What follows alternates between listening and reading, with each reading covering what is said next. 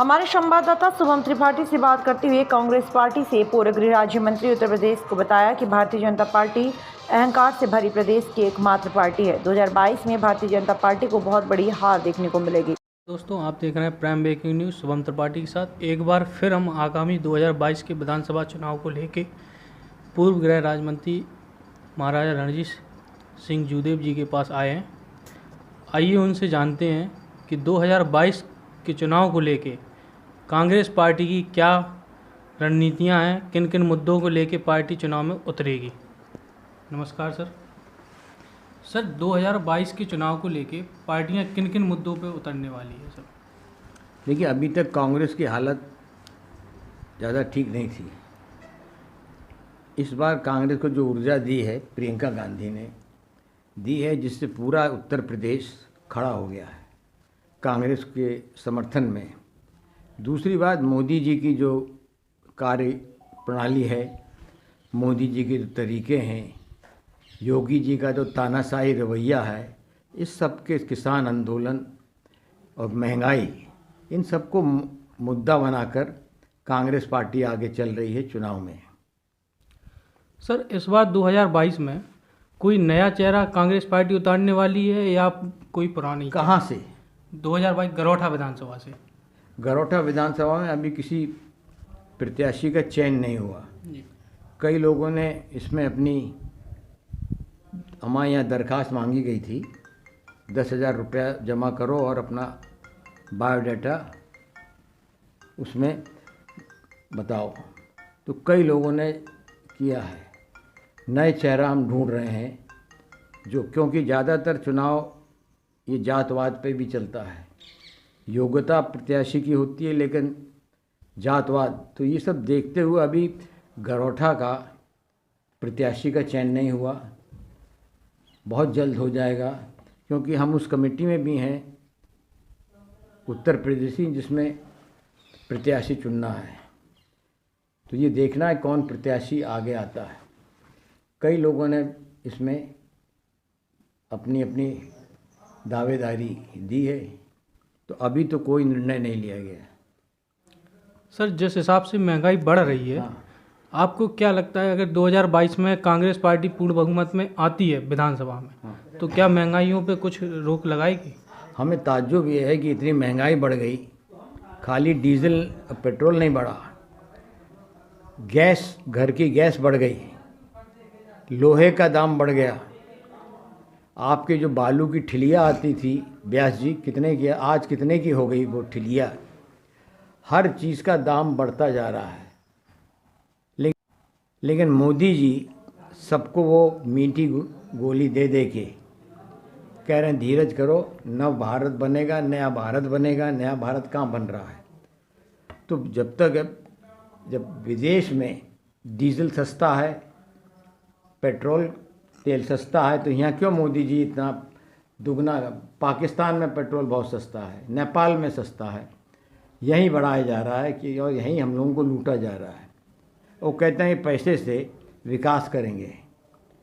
योगी जी की जिद, मोदी जी की जिद है, एक नया सांसद बना रहे हैं। करोड़ों करोड़ों रुपया हो रहा है, जब इतनी अच्छी बिल्डिंग है। तो जो आपने पूछा, अवश्य कांग्रेस आएगी तो सबसे पहले मुद्दा तो जनता को वही होगा कि गैस, पेट्रोल, डीजल और सीमेंट, ये सब वस्तुओं की कीमत ज़रूर घटेगी। ये तो व्यापारियों को देने के लिए, फ़ायदा देने के लिए बढ़ाते हैं। अडवाणी और अंबानी दो लोग हैं, जो ठेका इनको मिला यही मिलता है। आज हमारा लखनऊ का एयरपोर्ट है, वो अडानी जी को दे दिया गया, अंबानी जी को दूसरा दे दिया गया। थोड़े दिन में रेल भी दे दी जाएगी, और सस्ता कुछ हो नहीं रहा। मोदी जी ने कौन सा वादा है जो पूरा किया हो? हमें आज तक वो नहीं समझ में आया। और किसान आंदोलन का जो ये है, जब किसान को नहीं चाह रहा, हम आज ना कानून बनाएं, समता राज में होता हम कानून बनाते, अगर लोगों को पसंद नहीं आया तो हम ख़त्म कर देते। तो मोदी जी की कौन सी जिद है ये? सिर्फ उनके अहम की बात है कि हमने बनाया तो वापस नहीं लेंगे। 800 लोग मर चुके हैं। तो जहाँ तक आपका प्रश्न है, इसके भी हम कांग्रेस चल रही है कि ये महंगाई को हम कम करेंगे। सर, अभी वर्तमान में कुछ समय पहले भारतीय किसान यूनियन के जिला अध्यक्ष जी नवनिर्वाचित जो बने हुए हैं, उनसे जब पूछा गया गाजी बॉर्डर या अन्य बॉर्डरों पे जो किसान जमे हुए हैं कि सरकार उनके बारे में क्यों नहीं सुन रही है और उनके ऊपर लाठीचार्ज क्यों की जा रही है, तो उनका आरोप है जो विपक्ष पार्टियां हैं उनके द्वारा किसानों को सहायता राशि प्रदान की जा रही है। भारतीय जनता पार्टी हमेशा किसानों के हित में खड़ी है। इस बारे में आप क्या कहना चाहते हैं? क्या कर रहे हैं? हमेशा किसानों के साथ खड़ी है भारतीय जनता पार्टी, इस बारे में आप क्या कहना चाहते हैं? नहीं, हमारे ख्याल से तो कभी भी किसानों के साथ भारतीय जनता पार्टी नहीं खड़ी है। कोई ऐसी बात है नहीं कि दूसरे किसानों की हम मदद कर रहे हों। हाँ, कभी कभी खाना वाना भिजवा देते होंगे तो भिजवा देते होंगे, लेकिन 8 महीने से थोड़ी खाना भेज रही है जो आंदोलन कर रहे हैं, या समाजवादी पार्टी थोड़ी भेज रही है 8 महीने से। थोड़ी बहुत मदद कर सकते हैं क्योंकि हमारा भी साथ है किसान आंदोलन के, हमारी पार्टी भी खिलाफ है। तो अगर किसान तो अपने दम पे जमे हुए हैं वहाँ और अपना खाना बना रहे हैं जो उन्होंने लिया। नहीं, सबसे बड़ी बात है कि मोदी जी ने एक बयान भी नहीं दिया, और कानून हमको जब पसंद नहीं है किसानों को तो रहने दीजिए।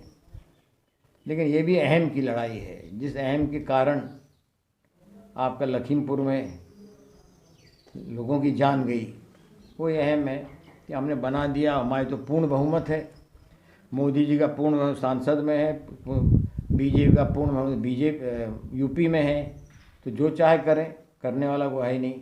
का कीमत बढ़े चाहे कुछ बढ़े। अभी हाल ही में जो आपके प्रश्न से संबंध नहीं रखता, ये आप कहें तो जिक्र कर दें इसका। जी जी जी सर। कल वीर सावरकर की किताब का विमोचन हुआ। जी।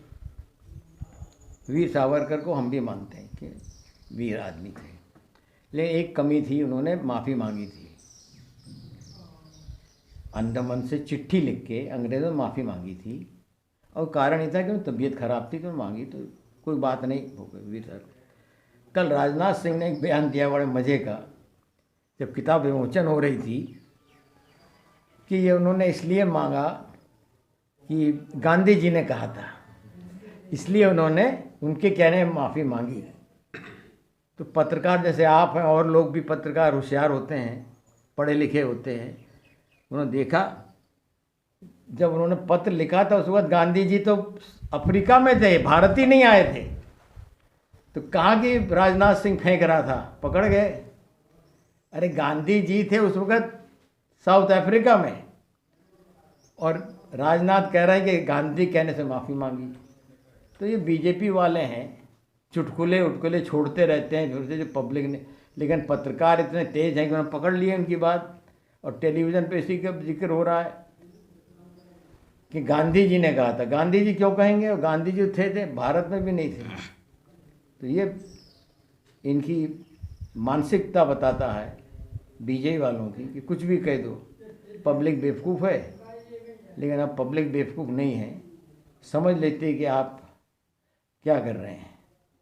योगी आदित्यनाथ को उत्तर प्रदेश में माफिया मुसलमान ही मिले, क्या कोई और माफिया नहीं थे? लेकिन उनकी नीति ऐसी है योगी जी की, जो माइनॉरिटीज़ के हरिजनों थोड़ा खिलाफ रहते हैं। आप देख सकते हैं किस तरह से कांग्रेस पार्टी एक पूर्व गृह राज्य मंत्री के द्वारा विपक्ष पार्टियों पर आरोप लगाए गए हैं कि यह केवल जनता को हिंदू मुस्लिम विवाद में डाल रही है। सिर्फ झूठे वादे किए जा रहे हैं, ज़मीनी स्तर पर कोई विकास नहीं किया जा रहा है। इस बार 2022 में भारतीय जनता पार्टी की सरकार बनने वाली